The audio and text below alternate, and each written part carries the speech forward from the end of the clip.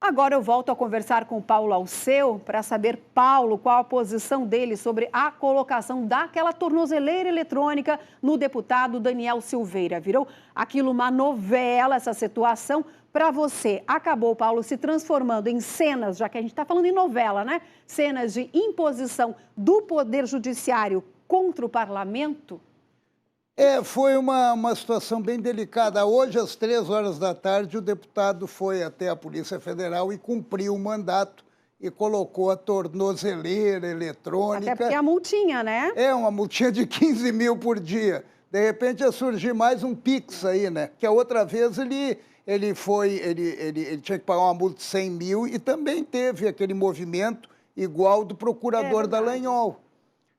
Olha, chegou a hora do ministro Alexandre de Moraes se comportar à altura do cargo que ocupa e evitar antagonismos com o presidente da República.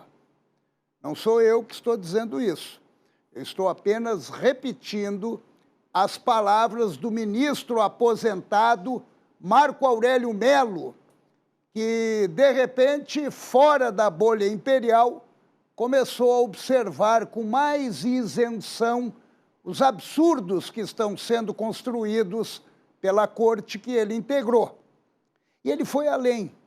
Ele foi além ao acompanhar a uma certa distância esse episódio, o episódio do deputado Daniel Silveira e a tornozeleira, que se transformou numa vergonhosa queda de braço entre um ministro da Suprema Corte, transbordando poderes e totalitarismos, e o parlamento, com a maioria dos seus integrantes acuado, né?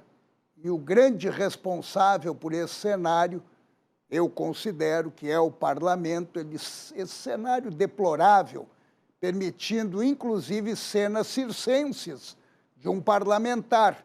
Claro que Daniel Silveira aproveitou o momento para capitalizar para ele.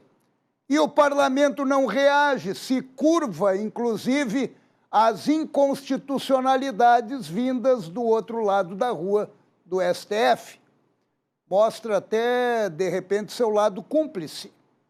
A origem de todos esses episódios de imposição de poder do ministro Alexandre de Moraes, tudo isso foi classificado por Marco Aurélio Mello como inquérito do fim do mundo.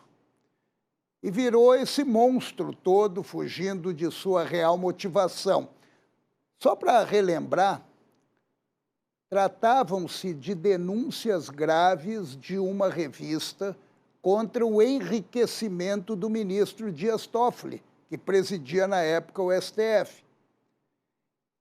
E antes de chegar ao STF, ele foi advogado do PT, para relembrar também.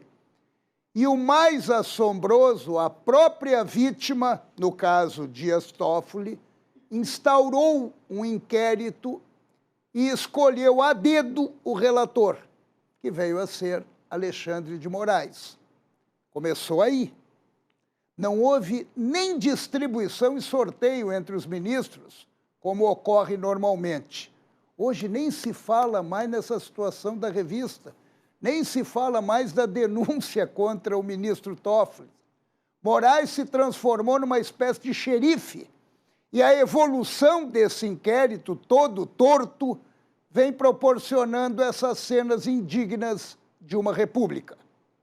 E como disse o ministro Marco Aurélio Mello, Alexandre de Moraes esquece que hoje é um integrante da Suprema Corte e também do Tribunal Superior Eleitoral e que, portanto, não é mais secretário da Justiça de São Paulo e muito menos xerife. E eu vou além e espero-se que também não seja mais advogado do PCC.